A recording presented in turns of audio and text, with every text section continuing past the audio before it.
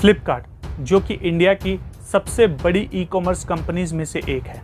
एक समय वो इंडिया में अमेज़ॉन को टक्कर दे रही थी और फिर खबर आई कि वॉलमार्ट ने फ्लिपकार्ट को खरीद लिया और ये सब बहुत शॉकिंग था इंडियंस के लिए भी और खुद अमेज़ॉन के लिए भी।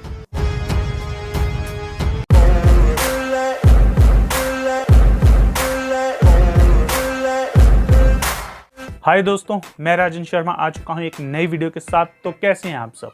एक समय में फ्लिपकार्ट इतनी अच्छी सेल्स कर रही थी, ऐसा लग रहा था कि वो अमेज़ॉन को पूरा तगड़ा कंपटीशन देगी। और कुछ समय के बाद पता लगा कि वॉलमार्ट ने उसे एक बहुत बड़ी राशि देकर खरीद लिया है। ऐसा क्यों हुआ?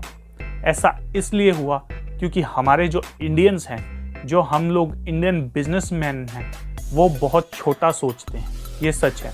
और अगर चाइनीज बिजनेसमैन का एग्जाम्पल लेकर चलें तो उनकी इकोनॉमी इसीलिए इतनी बड़ी है क्योंकि वो लोग बड़ा सोचते हैं। हाँ, वो कॉपी पेस्ट करते हैं, लेकिन उनका विजन बड़ा है, उनकी सोच बड़ी है और वो अपने छोटे से छोटे बिजनेस को ग्लोबल ले जाने की कोशिश करते हैं। और हमारे बिजनेसमैन इंडिया में बड़ा करने के बाद, इंडिया में हिट करने के बाद यहीं पे सिमट के रह जाते हैं।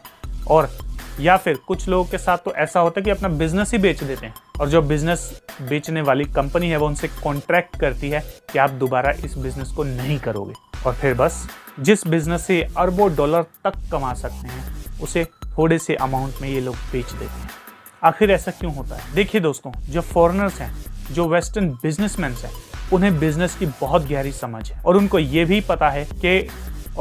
पता है कि किसी बिजनेस को प्रॉफिटेबल करने के लिए उसमें थोड़ा समय लगता है और बस इसी चीज का वो फायदा उठाते हैं। और जिस बिजनेस में उनको लगता है कि बहुत बड़ा स्कोप है, जिस बिजनेस में लगता है कि ये थोड़ा सा अभी घाटे में चल रहा है, ये उस बिजनेस को खरीद लेते हैं क्योंकि उन्हें पता है कि धीरे धीरे ये बिजनेस प्रॉफिटेबल हो ही जाएगा और बहुत पैसा देगा। तो वो एक बहुत बड़ी अमाउंट ऑफर करते हैं उस बिजनेस ओनर को, ऐसी अमाउंट जिसका उसने सपना भी नहीं देखा होता, और वो उसे बेच देता है।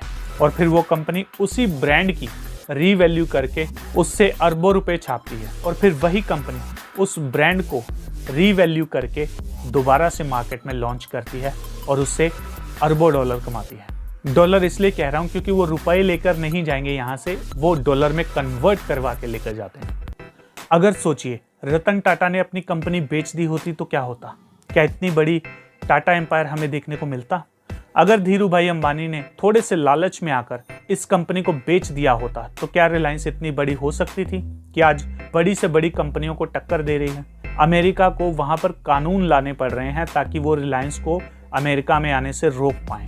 तो इसलिए दोस्तों, मैं आपसे यही कह रहा हूं कि अगर आप बिजनेस कर रहे हैं या बिजनेस करने का आने वाले समय में सोच रहे हैं तो अपने बिजनेस को छोटी सोच लेकर मत बिल्ड कीजिए, बल्कि उसे जैसे भी आप बिल्ड कर रहे हैं, 100 रुपए से बिल्ड कर रहे हैं, लेकिन अपने पीछे माइंडसेट ये रखिए कि आपको इस बिजनेस को ग्लोबल लेकर जाना है।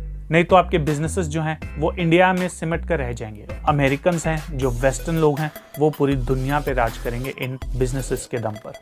अगर आपके ग्रुप में भी ऐसा कोई बिजनेसमैन है जो इस तरह की सोच रखता है, उसके साथ इस वीडियो को शेयर कीजिए।